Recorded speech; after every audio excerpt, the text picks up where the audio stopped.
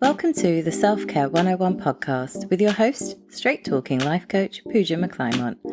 This show provides simple self-development, supporting you to embody your self-worth so that you can live the happier, more fulfilled life that you deserve without burning out. Thank you so much for listening today. Here we go, it's season 2, episode 2. I want to start by thanking all of you for your feedback on last week's show. I had no idea it would have been of so much interest to you, and I'm glad that we started back with the podcast on a topic that resonated so much. To that end, if you're listening to the show on Apple Podcasts, please would you head over and subscribe, rate and review the show for me. It's a real help. It helps other people find the show and I would greatly appreciate it. Second thing I wanted to say is that if you want to connect with me outside of the show, the best way to do this is to sign up to my email list. I send a weekly email called Pause with Puja on a Friday, and it's just basically a nice simple roundup of the week in terms of helping you get through, and I do some wellbeing recommendations and stuff like that. Plus you get to be the first to hear about any new programs, offers, things like that. So I'd love you to connect with me over there. And I have a really nice dialogue with people who are on the list. We have real time, emails and stuff. And it's a really good way of connecting. The other way of connecting that I'm quite active on and will be useful because I'm always posting stuff on there on a daily basis is on Instagram. So if you don't already follow me on Instagram, my handle is @Puja McClymont, and let me know that you're a listener of the show so I know who you are. I'll follow you back and we can chat and just connect and get to know each other better because there's some fun stuff I do over there, especially in stories. Okay. Let's get to it. So in today's show, I'm going to be exploring what it means to be your authentic self. Now, if you've been in the self-development, self-help space for a while, you'll be familiar with the term authentic self. But what does it actually mean and how can you apply it to your life?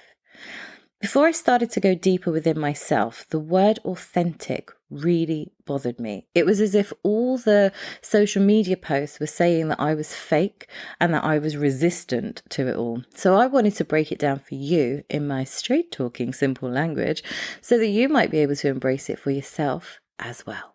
When we're working on ourselves and approach the authentic self phase, it can hit a little deep once we start exploring it. And this is because it's it's pretty much alien to us. So we've been living a certain way as a version of ourselves for so long that anything other than who we are just doesn't feel right. And I guess this is where the growth opportunity lies. I think this quote from Gandhi really sums up what standing in your truth or your authentic self really means. Happiness is when what you think, what you say, and what you do are in harmony. Simple. So ignoring the buzzwords for a minute, when you are doing the things that are just for your own happiness, you start to move into a more contented state. And further to this, as you become more content, you also become more aware of yourself, your needs, your happiness, so that when something feels off, you recognize it and then make the choice that aligns with your innermost values. Now, the program that I've recently been doing has been about aligning your authentic self with your business. So essentially being more you in your business or being more me in my business. And at first I wasn't sure what this meant, but as the weeks have gone on, I've realized that I've been fashioning 2 versions of myself in my business. Now, this is a common version, work me and real me. And I've been caught up in the professional portrayal of being a coach. So someone who's qualified, who continues to grow, someone who doesn't blur the lines between coach and coachee, and someone who knows her stuff. However, where this wasn't serving me is that not only has the world changed, marketing has changed, how people want to receive information has changed, but, and probably most importantly, I have changed. Now, I was approaching my business as my 20-odd-year-old self when I was killing it in my marketing career.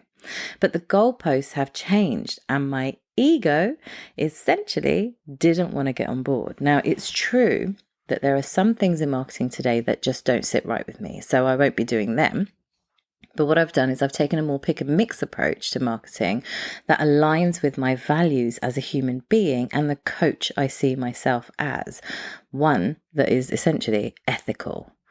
But let's talk about running my business as my 20-year-old self. Well, obviously, I'm not in my 20s anymore. And further to that, life has happened pretty much quite fiercely in the past 10 years, and I've changed. And this isn't necessarily a bad thing, it's just change. So if I want my business to align with my values, I have to show up in the world embodying those values. Now, I mentioned this in the previous episode, but what serves me best today is to lead with love. I have a genuine passion for helping others who have experienced a similar journey of life, and I want to help them overcome those challenges before they burn out like I did. That's it. That's the simple why of what I do. But it's been difficult to communicate this because I've been wearing my work hat rather than my me hat. So this is what I'm currently working on in my growth as a coach.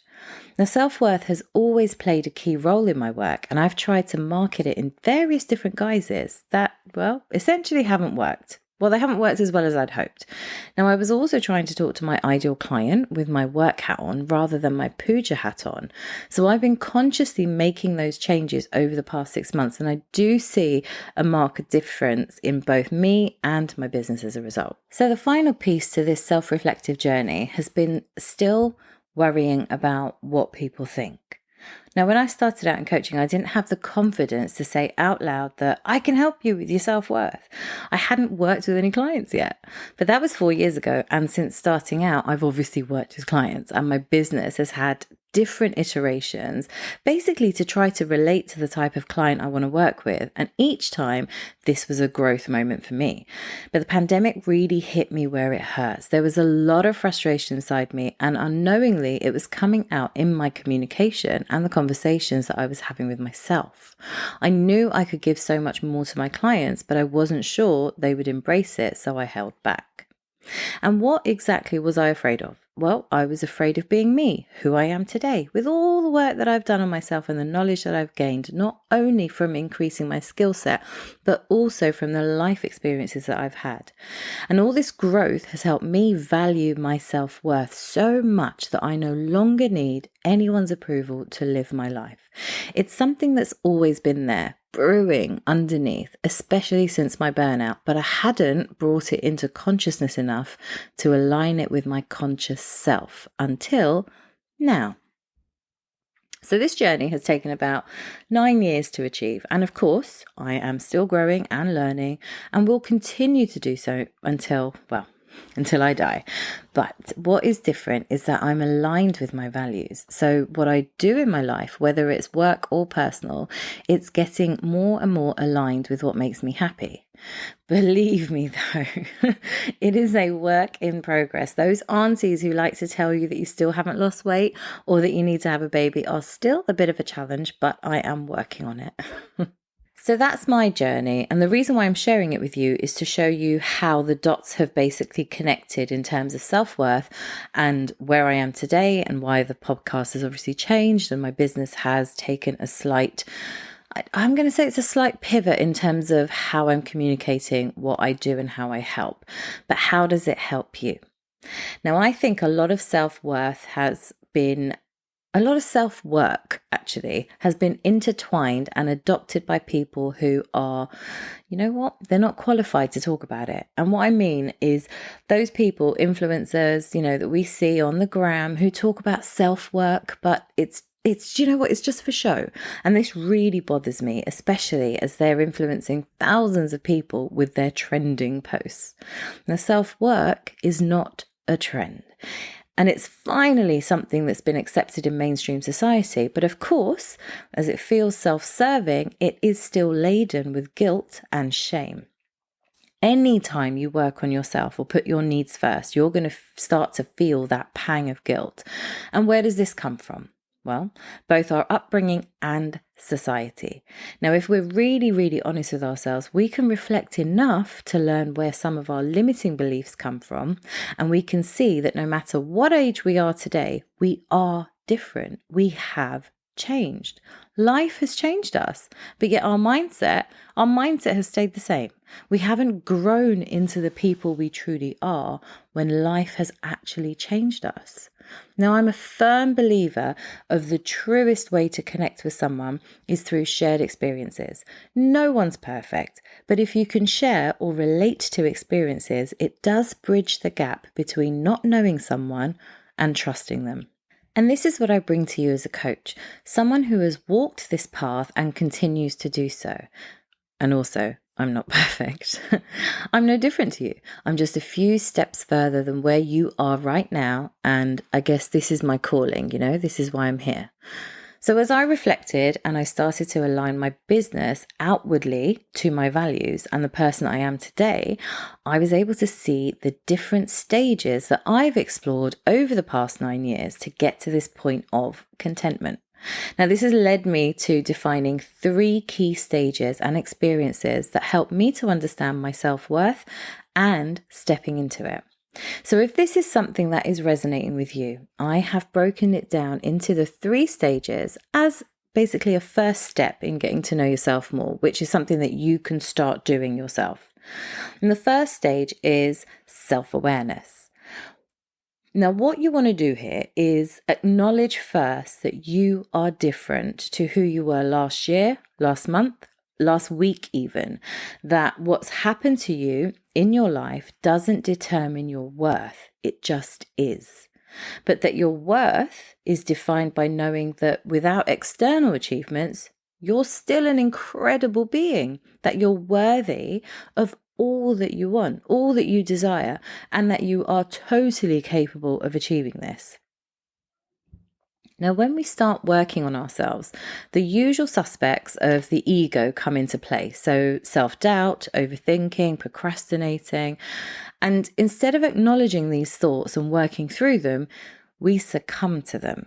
So raising your self-awareness is imperative to understanding who you are today and who you want to be. Now, once you raise your self-awareness, you will be more open to experiences in your life that have contributed to you undervaluing your self-worth. Now, the second stage is about your values. Now, I know this is a tricky one, but if you can spend the time trying to understand what they are today, you'll be able to align them more easily to all facets of your life. Now, I'd recommend starting from a place of visualization. So imagine that you're the person that you want to be. Ask yourself what you like about that person. What is important to you as that person? What interests you? And then see what values come up through basically doing this exercise. But you must visualize it, and you must visualize big. Don't play small. Really go into the depths of your soul to uncover you. And the third stage is about how you align those values to love, life, and work. Now, this is self-explanatory, but without the actions, these pretty much, these values, this self-awareness, all this work, I want to know my self-worth, it's just a dream. You have to commit to the actions and commit through acceptance of yourself.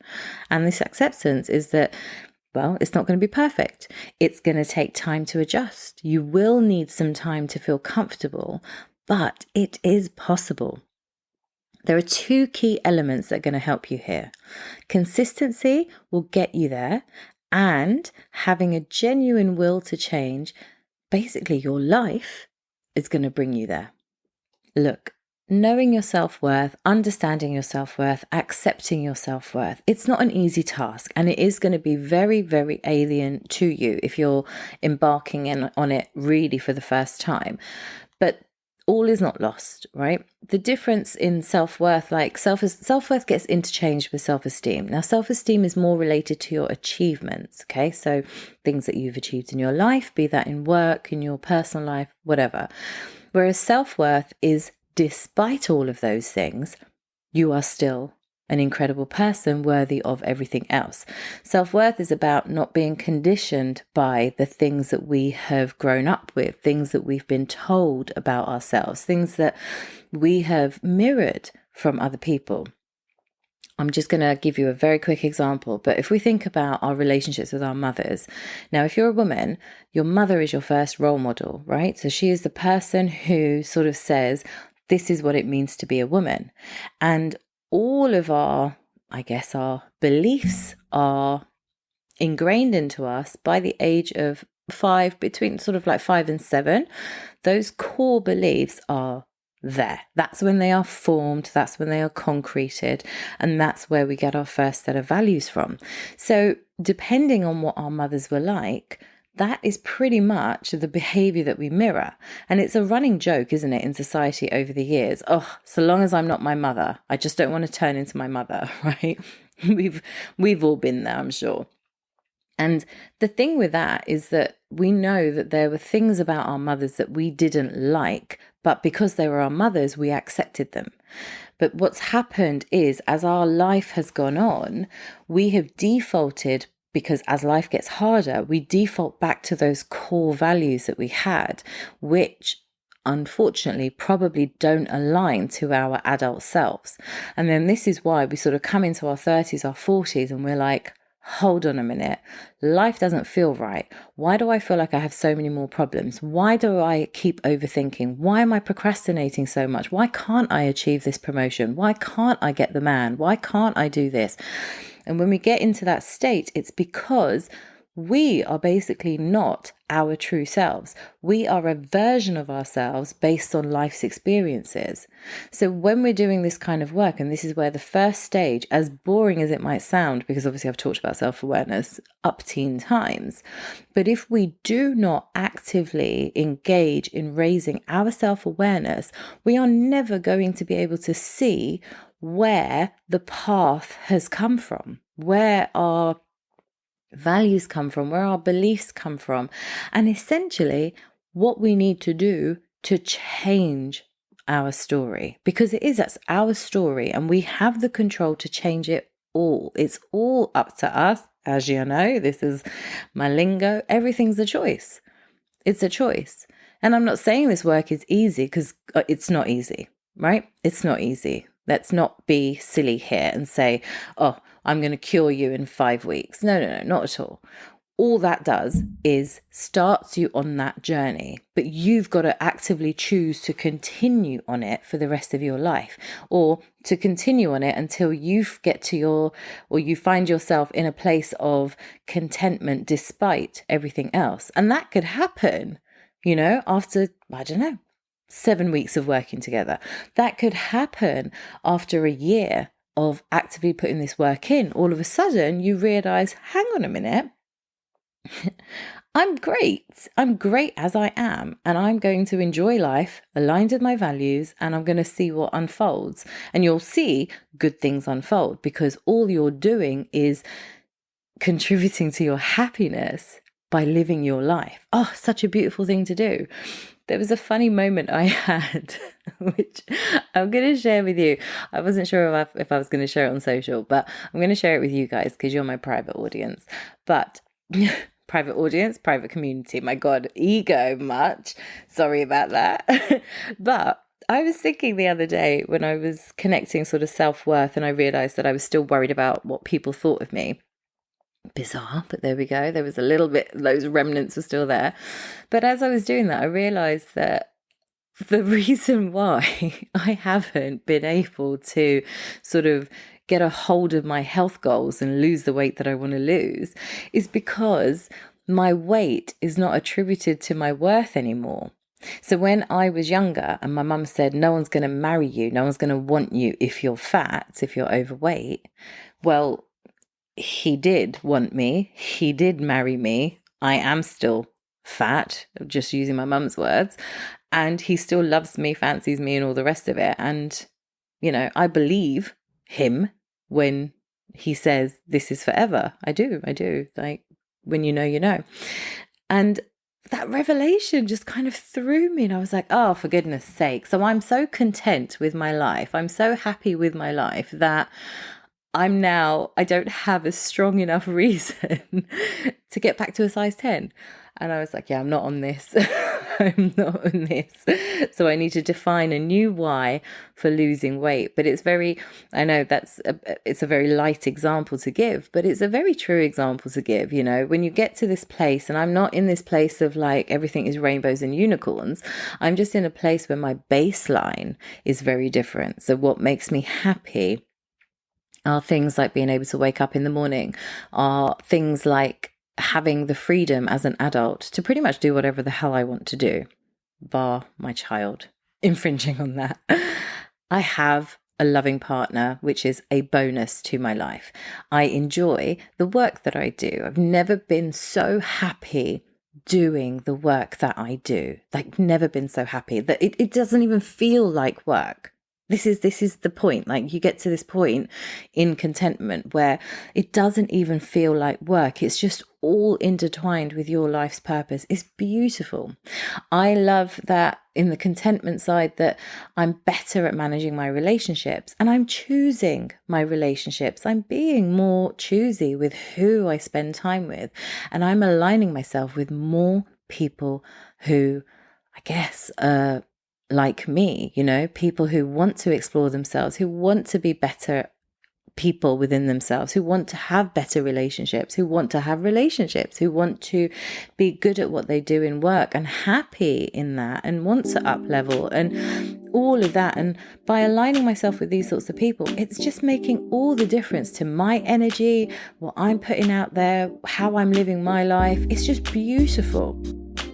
And it just really makes you feel, obviously it makes you feel content, but it's a feeling, and and it's a really difficult one to describe, that you just wake up in a way that's just like, do you know what? I've got this thing called life, and I get to do it my way, and I get to do it well. So yeah, I think there's something in that. Thank you for listening to the Self-Care 101 podcast. If you enjoyed the show, please subscribe, rate and review over on Apple Podcasts so that other people like you can find the show. To connect with me, please head over to my website, PujaMcClymont.com, and sign up to my weekly email called Pause with Puja, where I shared coaching tips to help you get through the week and improve your well-being. When you sign up, you're going to be given access to 2 self-development classes for free, one about living and working with purpose and the other about being the leader of your own life.